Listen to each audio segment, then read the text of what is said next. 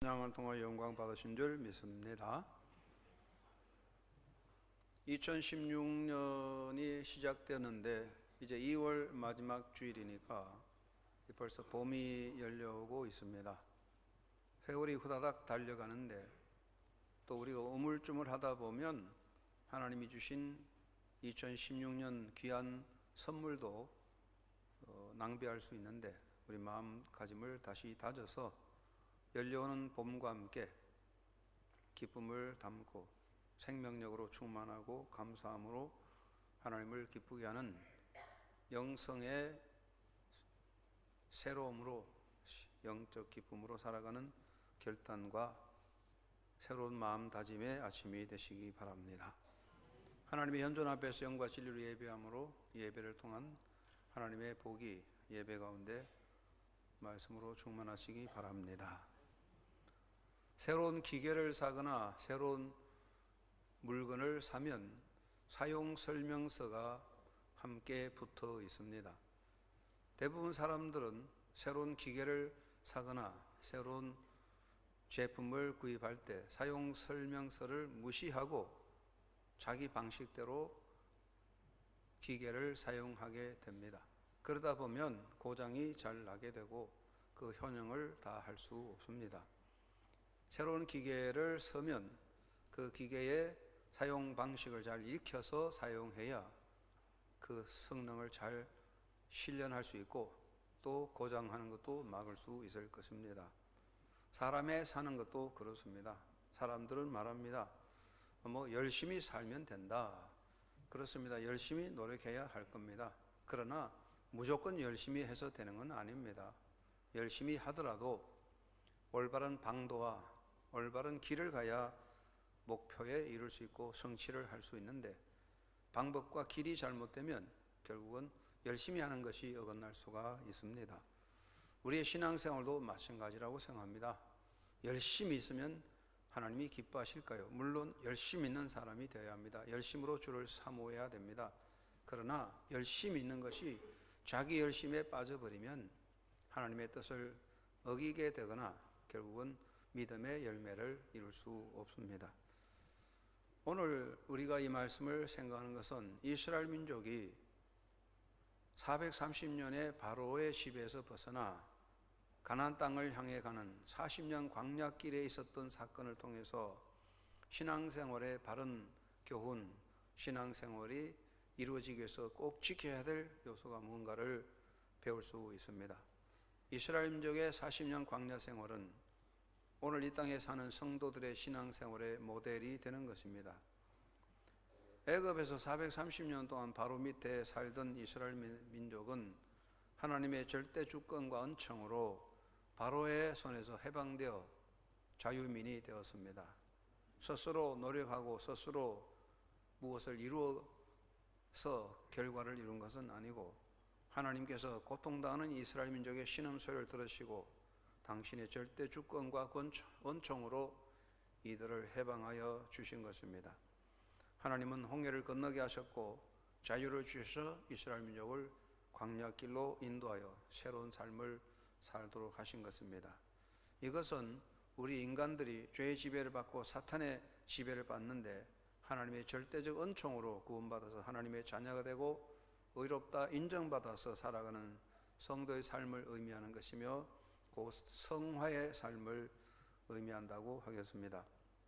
그리고 히브리 군중 이스라엘 백성들은 광야 생활을 끝내고 약속의 땅 가나안 땅을 얻게 되고 그곳에 새로운 역사를 이루게 됩니다. 이 모든 것은 우리가 예수 그리스도 안에 하나님의 자녀가 되어서 하나님의 나라를 향해서 나아가는 그런 삶을 의미하게 되는 것이고 하나님의 나라를 얻는 미래적 영광을 누리는 영화의 삶을 의미하는 것입니다. 이런 의미에서 출애굽 사건은 구원론적 의미를 담고 있습니다. 특별히 우리는 이스라엘 민족이 바로의 지배에서 벗어나 광야 40년을 통하여 어떻게 살아왔으며 어떻게 함으로 가나안 땅을 향해 나가게 됐나 그것을 통하여 신앙생활의 바른 삶의 방식과 꼭 지켜야 될 요소를 배울 수가 있습니다. 특별히 이스라엘 민족의 40년 광야 생활을 왜 오늘 우리 교회 신앙생활 성도의 신앙생활과 연결지어서 말하는가? 거기에는 중요한 세 가지 이유가 있습니다. 첫째는 히브리 백성들이, 이스라엘 백성들이 바로의 억압에서 벗어나서 광야길로 나가게 된 것, 그것은 하나님의 절대 은총과 주권에 의해서 이루어졌다는 사실을 통하여 우리가 하나님의 은혜로 구원받은 백성들의 삶과 같은 의미를 가지고 있다는 것입니다. 이스라엘 백성들, 히브리 백성들이 430년 노예의 생활로 애굽에서 지배받을 때에 그들은 인간적으로 독립운동을 하거나 해방운동을 일으켜서 어느 날 바로에서 해방된 것이 아닙니다. 인간적인 대책이 없었을 때에 하나님께서 그들의 고통을 보시고 하나님은 절대적 주권의 은총으로 바로를 꺾으시고 10가지 재앙으로 바로를 꺾으시고 홍해를 열어서 건너게 해주신 것입니다. 이것은 히브리를 향한, 이스라엘 백성을 향한 하나님의 절대적인 주권의 은총이었습니다. 이 점에서 우리의 신앙생활도 마찬가지입니다. 성도들은, 우리는 다 죄인으로 태어나서 죄의 지배 아래 있고 마귀의 지배를 받고 살아왔습니다. 하나님은 우리를 사랑하셔서, 인간을 사랑하셔서 예수 그리스도를 보내주셨고, 예수님은 인간의 죄를 대신 짊어지시고 십자가에 달려 돌아가셨습니다.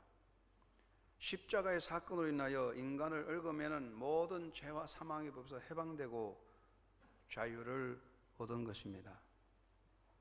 이것은 인간의 노력이나 행위에 의해서 된 것이 아니라 전적으로 값없이 주시는 하나님의 은혜로 되어진 것입니다. 그러므로 성도는 예수 그리스도 안에서 죄와 사망에서 해방되어 자유하며 의롭다 하는 신분을 얻어 새로운 삶을 사는 것입니다.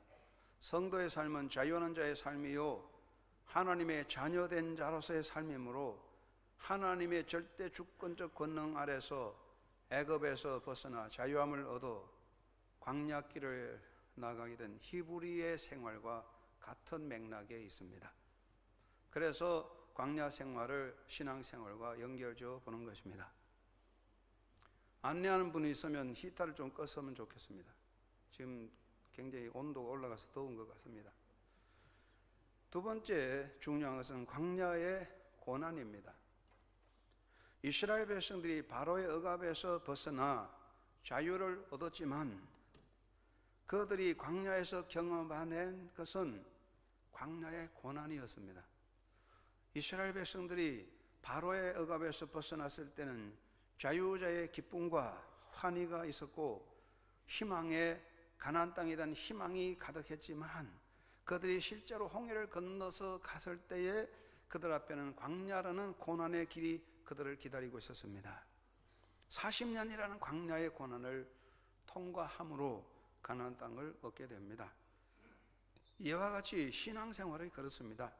우리가 예수 믿고 하나님의 자녀가 되었습니다. 의롭다는 인정을 받고 하나님의 자녀가 되었습니다. 이 구원은 놀라운 기쁨이요 그 무엇도 바꿀 수 없는 감사의 감격입니다. 죄인된 자가 하나님의 자녀로 의롭다함을 얻었습니다. 얼마나 놀라운 일입니까? 그럴지라도 신앙생활에는 고난의 길이 여전히 있습니다. 우리가 구원받아 하나님의 자녀가 되었을지라도 인간이기 때문에 져야 되는 실존의 고난이 있고 특별히 하나님의 자녀로서 성도들이 겪어야 되는, 우리가 져야 되는 십자가의 길이 우리에게 있습니다. 하나님의 자녀들에게도 불과 같은 뜨거운 시험과 사막과 같은 고통이 있습니다. 우리는 이 고난을 넘어감으로써 영광스러운 하나님의 나라를 향해 이루어지게 되는 겁니다. 이런 점에서 광야 생활이 신앙생활과 같은 의미가 있다는 것입니다. 세 번째는 과정이라는 것입니다. 이스라엘 민족이 홍해를 건너서 광야 생활 40년을 통한 고난을 경험할 때 그 고난의 광야길은 목적지가 아니고 가나안 땅을 향해 가는 과정이었습니다. 그 광야길이 힘들고 목마르고 고통이었지만은 그러나 과정이었기 때문에 때가 되면 그 과정은 끝나고 새 역사가 열려지는 것입니다. 그들은 그 광야길을 극복하고 결국은 가나안 땅에 들어가는 새 시대를 열어놓았습니다. 꼭 같은 이야기입니다. 우리는 이 땅에 살고 있는 삶이 과정인 것입니다. 인생은 나그네의 길이라고도 합니다. 여기 아무리 좋아도, 세상이 아무리 좋아도, 내가 여기 영원히 머물고 싶고저 해도 결국은 떠나야 되는 곳입니다. 아무리 인생에 극심한 고난과 역경이 있고 아무리 어려워도 때가 되면 다 지나갑니다. 극심한 고난, 역경의 때 잠시뿐입니다. 한없이 심한 슬픔과 아픔도 잠시뿐이고 기쁨과 영광, 세상의 모든 쾌락도 잠시 지나고 모든 것은 지나갑니다. 세상은 과정이라는 것입니다. 그래서 신앙생활을 순례자다, 하나님의 나라를 향해 가는 순례자입니다. 이 세상은 거쳐가는 과정에 불과합니다. 오늘의 삶의 영광도 고통도 괴로움도 한순간에 지나가는 과정에 불과합니다. 이 과정을 잘 극복함으로 하나님의 나라의 영광을 누리게 되는 것입니다. 이런 점에서 광야 40년과 이 세상의 신앙생활은 같은 맥락에서 볼 수가 있습니다. 그러므로 사도 바울은 고린도전서 10장 6절에서 그런 일은 우리의 거울이 되어 우리로 하여금 저희가 악을 절개한 것 같이 절개하는 자가 되지 않게 하려 함이라고 가르쳐 주었어요. 사도 바울은 이스라엘 민족의 40년 광야 생활을 거울 삼아서 우리가 그들이 거기서 어떻게 했나, 그들이 어떻게 불신앙과 하나님을 거역함으로 그들이 스스로 불행을 일으켰나, 그것을 거울 삼아 보아야 된다. 바울이 그렇게 말씀했거든요. 그래서 이스라엘 민족의 40년 광야 생활은 신앙생활의 거울과 같습니다. 여러분 모두가 40년 광야 생활을 잘 살펴보고 믿음으로 온전한 길을 가는 믿음의 승리자, 아름다운 인생의 승리자가 되기를 주의 이름으로 축원합니다. 그러면 이스라엘 민족의 광야에서 네 가지 중요한 요소가 있어요. 이스라엘 민족이 광야 40년을 통해서 살아갈 때 하나님이 그들에게 명한 네 가지 중요한 요소가 있어요. 이 네 가지가 광야를 극복하는 요소였는데 네 가지가 중요합니다. 첫째는 무엇입니까? 회막 제사였습니다. 아브라함 때 하나님을 찾고 하나님을 섬겼지만 하나님을 섬기는 방식과 형식은 없었습니다. 그런데 이스라엘 민족이 하나님을 섬기는 방식이 시작된 것은 출애굽 이후입니다.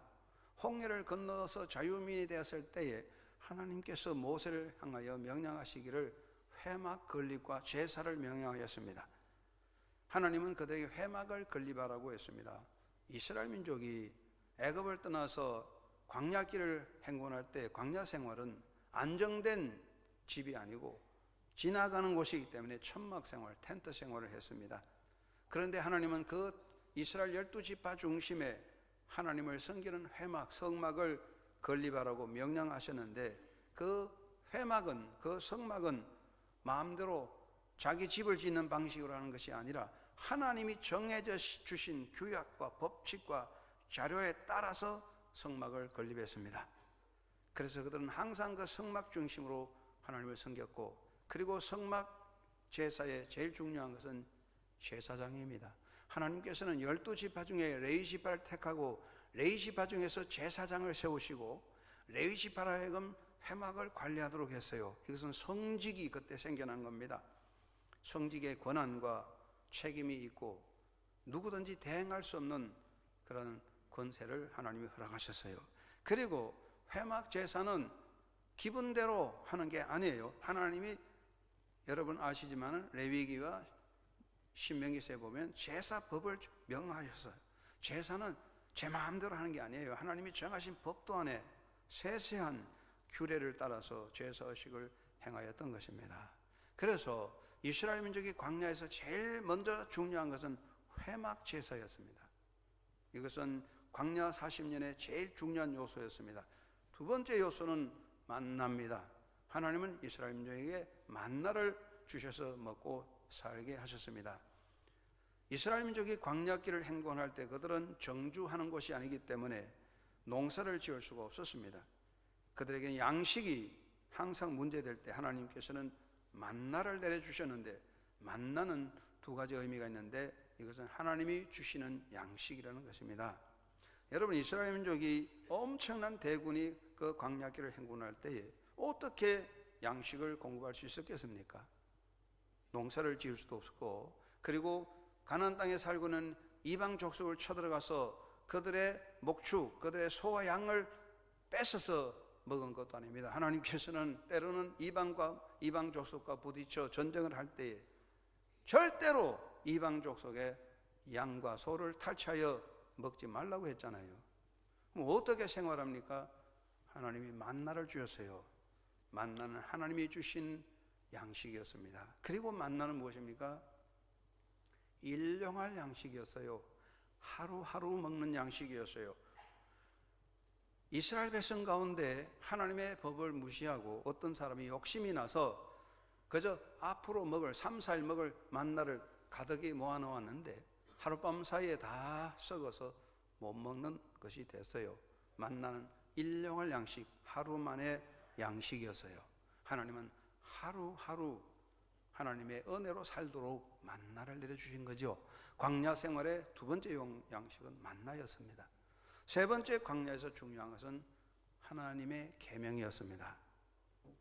하나님은 이들에게 십계명을 주시고 여러 가지 법도를 명하셨습니다. 이스라엘 민족은요 430년 동안이나 애굽의 지배를 받았어요. 여러분, 우리나라가 일제의 지배를 36년을 받았어요. 36년 한 세대 일제의 지배를 받을 때 그 30년 사이에 우리나라 사람들이 일본 문화에 물들게 되고 한국말보다 일본말을 사용하게 되고 그래서 성씨도 바꾸는 그런 변화가 한 세대 안에 일어났습니다. 그런데 이스라엘 민족은요 430년 15세대 동안에 애굽의 노예가 됐습니다. 그러니까 문화나 애굽의 문화, 애굽의 언어, 애굽의 풍속, 애굽의 종교에 물들게 된 겁니다. 하나님께서는 이스라엘 백성을 애굽에서 건져내서 광야 생활을 시작할 때에 그동안에 물들었던 애굽의 문화, 애굽의 풍습, 애굽의 우상 숭배를 다 버리라. 다 버리고 하나님의 자녀로 새로운 법을 지켜라고 하나님은 십계명을 주신 거예요. 그리고 여러 가지 법도를 주셔서 이것은 하나님의 백성들이 살아가는 새로운 방식입니다. 이제 이렇게 살아야 된다는 것이고 너희가 이 법을 지키면 나는 너희 하나님이 되고 너희들이 복을 받는다. 그런데 너희가 이 법을 떠나면 나는 너를 떠날 것이며 내가 약속한 복은 너희를 떠날 것이라고 말씀했어요. 광야 생활의 세 번째 제일 중요한 요소는 하나님의 법도 계명이었습니다. 네 번째는 무엇입니까? 광야 생활의 중요한 것은 법궤였습니다. 하나님께서는 모세를 통하여 명령할 때 법궤, 언약의 궤를 만들라고 했어요. 그 법궤를 만드는데 그 법궤 속에는 십계명 돌판을 모시게 됐습니다. 이것은 하나님의 임재를 상징합니다. 그래서 히브리 백성들은 광야길을 생활할 때 법궤를 만들어서요 그 법궤를 회막 지성소에 모셨습니다. 그래서 이스라엘 백성은 언제나 행군을 할 때 어느 곳에 가든지 먼저 앞서 법궤를 앞세우고 뒤따라갔습니다. 이것은 무엇입니까? 법궤 중심은 하나님 중심, 하나님 우선이라는 것입니다. 광야 생활의 네 번째 요소는 법궤였는데 이것은 하나님이 중심되고 하나님이 우선되는 생활이었던 것입니다. 이 네 가지 요소를 잘 지키라고 했는데 이스라엘 백성들이 광야에서 이 네 가지를 잘 지킴으로 복을 받았지만은 이 법도를 버린 사람들은, 떠난 사람들은 모두 다 광야에서 자기 무덤을 만들고 뼈를 묻게 됐어요. 여러분, 이것은 무엇을 말합니까? 오늘 우리가 이 땅에 신앙생활하는 것이 광야생활과 같다면 이 네 가지 요소를 우리도 잘 지켜야 됩니다. 우리 한영교회 성도 여러분은 광야생활의 네 가지 요소를 잘 지켜서 영광스러운 신앙과 믿음의 행복자, 하나님 앞에 크게 복받는 삶이 되기를 주의 이름으로 축원합니다. 그러면 우리가 이 땅에 신앙생활할 때 지킬 네 가지 요소는 뭐냐? 첫째는 예배를 존중히 여기는 삶이오시다. 예배 중심의 삶이라는 것입니다. 여러분, 이스라엘 민족이 430년 동안 바로의 지배를 받다가 하나님의 은총으로 홍해를 건너 자유민이 됐을 때에 그들이 자유민으로 시작한 첫째 요소는 회막 제사였습니다. 하나님을 똑바로 섬기는 겁니다. 하나님은 그들에게 복을 주셨어요. 예배는요 하나님의 자녀들이 살아가는 가장 기본이에요. 예배가 살아야 되는 거예요. 예배는 하나님과의 만남의 시간이고 하나님의 은혜를 입는 시간입니다. 하나님의 복이 임하는 시간입니다. 예배가 존중한 것입니다. 그러므로 예수님 말씀하시기를 하나님은 영이시니 예배하는 자가 영과 진리로 예배할지니라고 가르쳐 주셨어요. 여러분, 인생의 성공이 어디 있느냐? 물론 예수 그리스도 밖에 불신자들, 세상 사람은 인생의 성공이 뭐 이거다 저거다 하겠지만 적어도 우리가 하나님의 백성들이라면 인생의 성공이 무엇입니까? 결국은 믿음을 잘 지키는 건데, 여러분, 인생의 성공은 어디서 오는 겁니까? 신앙생활을 성공해야 됩니다. 신앙생활의 성공은 어디서 오는 겁니까? 예배를 바로 하는 데서 오는 것입니다. 그래서 제가 늘 가르칩니다. 예배에 성공해야 신앙생활에 성공하고, 신앙생활에 성공해야 인생에 성공한다. 이것을 꼭 지키시기 바랍니다. 한번 따라합시다. 예배에 성공해야 신앙생활에 성공하고, 신앙생활에 성공해야 인생에 성공한다. 사랑하는 여러분, 목사님 그거 무슨 말씀입니까? 세상이 뭐 성공해야 되지, 물론 그렇게 생각할 수 있습니다. 그러나 저는 말씀드립니다. 예배 성공해야 됩니다. 인생 성공 다 뜬구름이에요. 예배 성공해야 신앙생활 성공, 신앙생활의 성공이 인생의 진정한 성공이 되는 것입니다. 정성들인 예배를 드린 여러분 되시기를 주의 이름으로 축원합니다. 성도들 중에 우리 교회는 안 그렇지만 이런 분들이 있어요. 요즘 왜 집사님, 권사님 예배 열심히 참여하지 않습니까? 아이고, 목사님 요즘 힘들어요. 남편 사업도 안 되고 가정이 어려워서 우환이 많아요. 목사님, 우리 살림살이, 집안이, 사업이 안정되고 문제가 해결되면 열심히 나가겠습니다. 좀 기다려 주세요. 뭘 기다리는 것입니까? 이게 반대로 사는 거예요. 사람들은요, 인간이 잘나고 성공하면 예배하는 것 같은데 반대예요. 그렇지 않습니다. 힘들고 어려울 때에, 예배할 수 없는 상황에 우리가 어려움에 처했을 때 더욱 예배하고 하나님을 찾을 때 하나님이 일으켜 세워주실 것입니다. 반대로 나간다면, 내가 성공한 다음에 하나님을 섬기겠노라, 하나님 그 성공을 절대로 주지 않습니다. 무너질 것입니다. 우리의 조상들은 예배할 수 없는 환경 속에서, 예배 드릴 수 없는 조건 속에서, 많은 핍박 속에서 목숨 걸고 예배하고 하나님을 찾았기 때문에 하나님의 은혜가 자녀들을 통하여 오늘 이 역사 속에 우리 가운데 임하는 줄로 믿습니다. 예배에 성공하는 여러분 되시기를 주의 이름으로 축원합니다.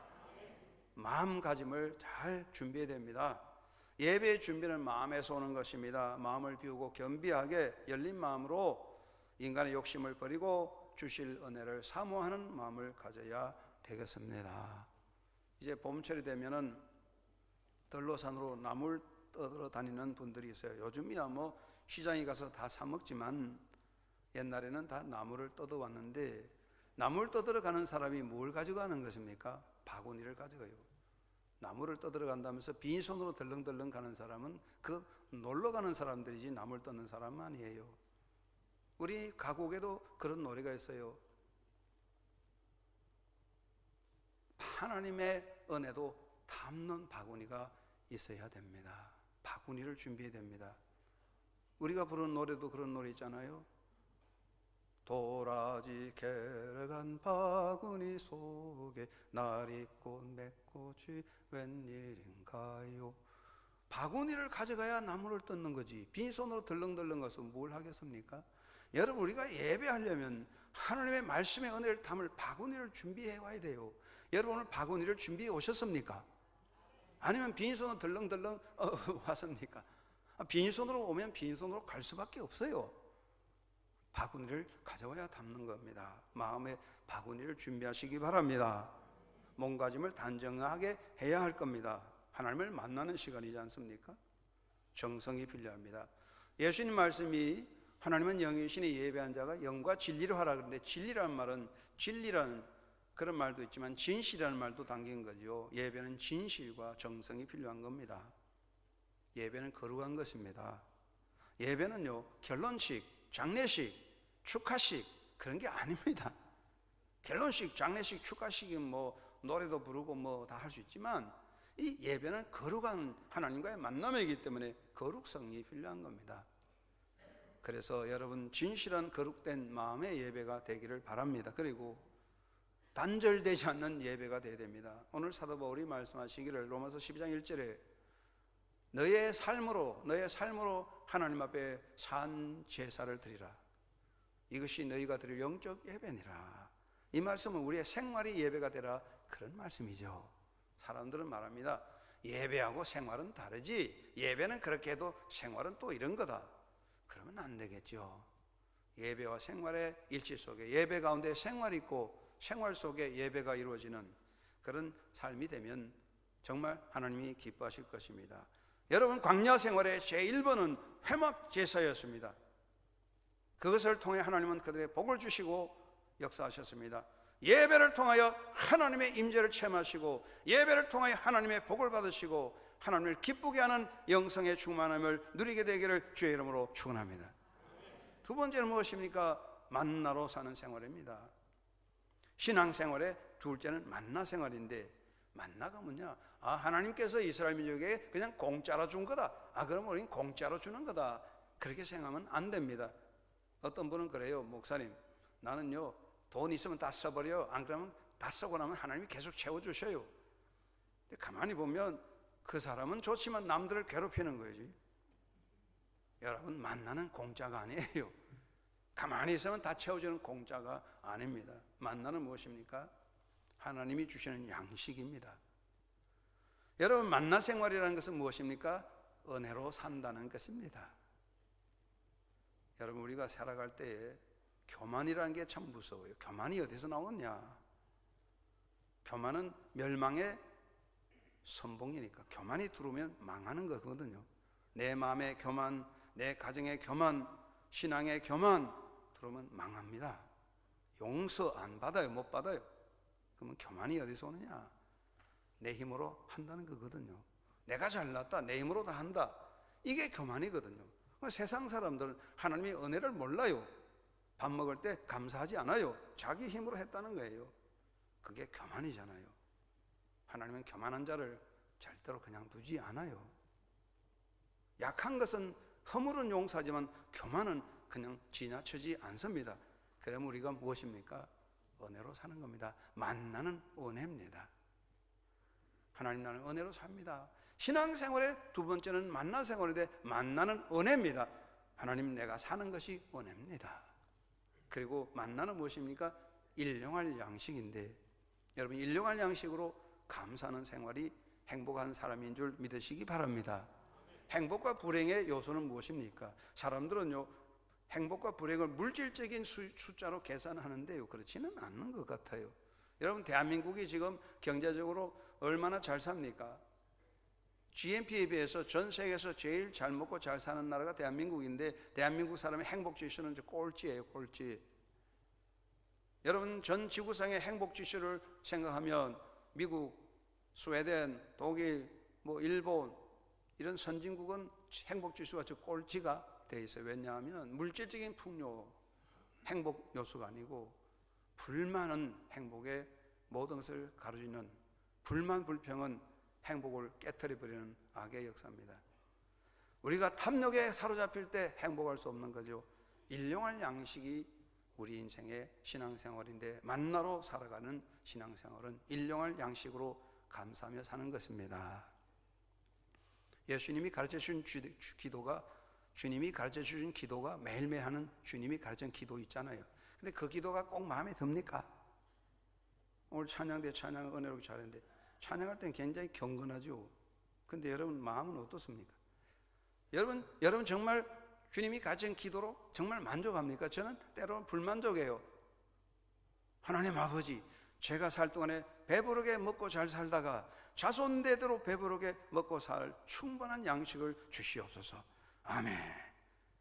그렇게 기도하도록 했으면 참 좋은데, 예수님이 그렇게 안 했거든. 그게 일용할 양식을 주옵소서. 아니, 하루 먹고 말면 어떡하냐. 우리 욕망에 맞지 않습니다. 일용할 양식이 뭡니까? 데일리 브레이드, 하루 먹는 빵, 그거예요. 여러분, 하루 먹는 빵으로 만족하십니까? 대답이 없네요. 찬양대 하루 먹는 빵으로 만족하십니까? 양심에 손 얹고 생각해 보세요. 그런데 우리 예수님 말씀하신 일용할 양식을 주옵소서. 그렇습니다. 만나 생활이 무엇입니까? 은혜로 사는 것이요 일용할 양식으로 감사하는 것입니다. 이게 신앙생활입니다. 내가 사는 거 은혜입니다. 오늘 하루도 감사합니다. 일용할 양식, 하루의 생명 감사합니다. 그렇게 사는 게 신앙생활이에요. 여러분 만나로 사는, 그래서 은혜로 살고 하루하루 삶에 감사하고 기뻐하는 그런 만나 생활이 되기를 주의 이름으로 축원합니다. 하나님은요 그 만나 생활을 하는 자에게 계속적으로 풍성하게 하시며 은혜로 채워주시는 거예요. 마르지 않는 샘의 역사가 일어나게 될 것입니다. 세 번째는요, 하나님 말씀을 따라가는 생활입니다. 여러분, 이스라엘 백성이 몇 년 동안 애굽에 지배받았다고요? 10년도 아니고 20년도 아니고 400년, 30년, 15세대가 흘렀어요. 이거요 엄청난 세월입니다. 15세대면. 그런데 어떻게 그들의 신앙의 전통을 지킬 수 있겠습니까? 애굽 속에서 15세대 흘러가면서 문화, 형식이 바뀌고 언어도 바뀌고 우상 숭배로 가득 물들었습니다. 그렇기 때문에 하나님은 이스라엘 민족의 광야 생활을 시작할 때 애굽의 모든 문화를 우상 숭배 풍속을 버리고 이 법을 지키라고 십계명을 주셨어요. 이것은 하나님의 자녀가 살아가는 법도입니다. 사도 바울은 로마서 12장 1절에 너희는 이 세대를 본받지 말고 마음을 새롭게 함으로 변화를 받아 하나님의 선하시고 기뻐하시고 온전한 뜻이 무엇인지 똑바로 알고 그것을 따르도록 해라고 가르치지 않습니까? 우리가 다 행할 수는 없지만은 바로 지키는 거 중요합니다. 제가 늘 말씀드리지만 인생에서 가장 큰 낭비는 방향 상실입니다. 고급 자동차를 타고 하루 종일 달려도 방향을 잃어버리면 하루 종일 헛수고하는 겁니다. 거북이같이 너릿너릿 가도 방향을 알면 목표에 이를 수 있지만 토끼같이 빨리 날아가는데 방향을 잃어버리면 괜히 헛수고하고 말아요. 우리는 말씀을 따라가야 돼요. 말씀은 신앙의 지표가 되는 것입니다. 오늘 현대교회, 한국교회의 문제는 무엇입니까? 열심은 있는 것 같아요. 오늘 젊은이들 열심히 많이 떨어지지만 또 어떤 분이 보면 찬양할 때 찬양의 열기가 그냥 뜨거워요. 세상을 변화시킬 것 같아요. 그러나 교회 문을 나가면 아무것도 없어요. 오늘 한국 교인들의 마음속에 신앙의 종교 열정은 살아있지만 하나님의 법이 사라져가요. 십계명이 없어졌어요. 십계명을 다 잊어버렸어요. 하나님의 법은 폐기 처분할 수 없습니다. 문화가 바뀌고 역사가 바뀌어도 하나님의 법은 우리의 삶의 기본입니다.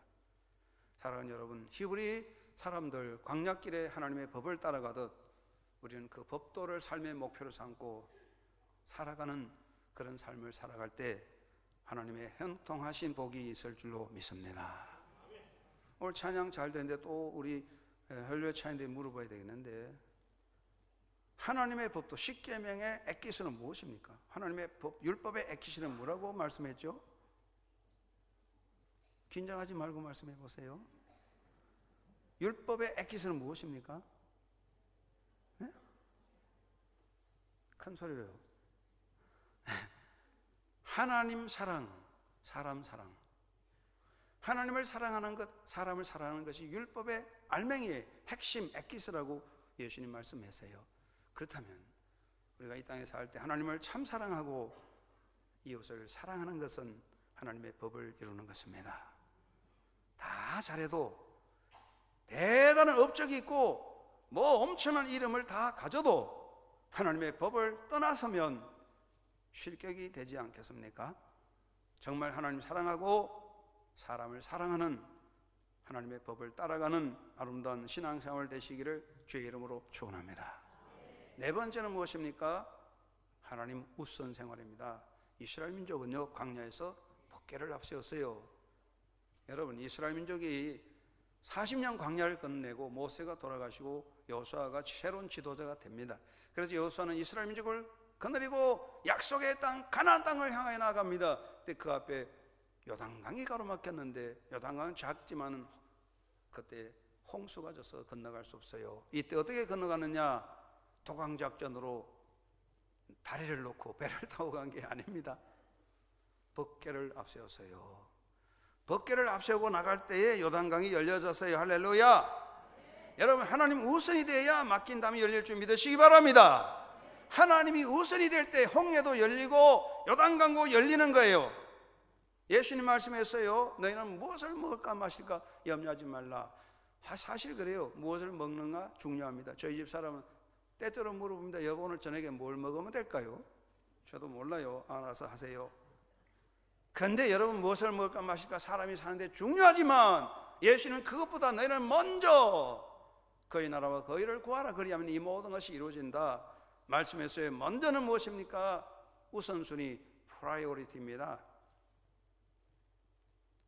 건강한 사람, 정신이 성숙한 사람은요, 우선순위가 잘 돼 있고, 정신이 바로 되지 못한 미성숙한 사람은 우선순위가 잘 안 돼 있어요. 돈이 이만큼 생기면 성숙한 정신이 온전하신 성도님, 권사님, 집사님, 또 주부는 어떻게 돈 쓸지 잘 관리해서 돈을 잘 관리하는데, 성숙하지 못한 청소년들은 돈이 생기면 지 좋은 거 다 해버리고 나중에 아무것도 안 남아요. 미국에서 흑인들을 보면요, 돈이 생기면 그만큼 달려가는 것이 가게, 슈퍼마켓에 달려가서 그냥 뭐 금반지도 사고 금목걸이도 사고 막 그렇게 해버리고, 자기 집은 딱 찌그러져 쓰레기장 같지만 좋은 자동차 타고 다니니까 흑인 생활에 변화가 안 생기는 거예요. 미성숙한 사람은 우선순위가 뭔지 몰라요. 그래서 정립이 안 되는 겁니다. 여러분, 신앙생활은 우선순위가 필요합니다. 얼마나 바쁩니까? 그래도 우선순위가 필요합니다. 시간, 물질, 취미생활에 우선순위를 세우시기 바랍니다. 그것은 하나님이 우선입니다. 예수님 말씀하셨잖아요. 내가 부모를 사랑하라, 아내를 사랑하라, 자식을 사랑하라. 그러나 그것이 하나님보다 앞서가면 나는 너를 보지 않겠다. 우상이 된다는 거지요. 그렇습니다. 명예사랑, 자식사랑 다 좋아도 하나님보다 앞서가면 하나님이 다 잘라버린다고요. 그건 좋지 않습니다. 하나님을 앞세워 가십시다. 욥기서 22장 21절에 너희는 하나님과 화목하고 평안하라. 그리하면 복이 내게 임하리라. 하나님과 관계가 바로 되는 것, 하나님 우선이 돼야 길이 열리고, 하나님 우선이 돼야 관계가 열리고, 하나님 우선이 돼야 형통한 길이 열릴 줄 믿으시기 바랍니다. 하나님과 꼬이면 다 꼬입니다. 한번 알아봅시다. 하나님과 꼬이면 인생이 꼬인다. 그러면 됩니까? 안 되죠. 여러분, 꼬인 거 있습니까? 그거 풀려고 하기 전에 하나님과의 관계를 바로 하시기 바랍니다. 우선순위를 세우세요. 그러면 하나님께서 인도하실 겁니다. 여러분, 이스라엘적인 광야 생활은 우리에게 굉장히 중요합니다. 신앙생활은 광야 생활과 같은 것입니다. 그래서 여러분, 이 땅에 살 때 이 말씀을 꼭 기억해서 언제나 예배를 우선으로 귀한 것 예배하고, 귀한 시간 예배하고, 항상 예배가 하나님 앞에 바로 서는 여러분 되시고, 하나님 말씀을 따라가는, 말씀을 중심으로 마음에 담고, 그리고 항상 은혜와 감사로 만나 생활을 통하여 은혜와 감사로 살고, 그리고 하나님 우선이 되셔서 인생의 길을 잘 달려가셔서 하나님의 뜻을 이루고 행복한 삶의 성취자 되시고 믿음의 열매 맺는 성도들이 되기를 주의 이름으로 축원합니다. 고마우신 아버지, 감사합니다. 이스라엘 백성 40년 광야길에 있었던 모습들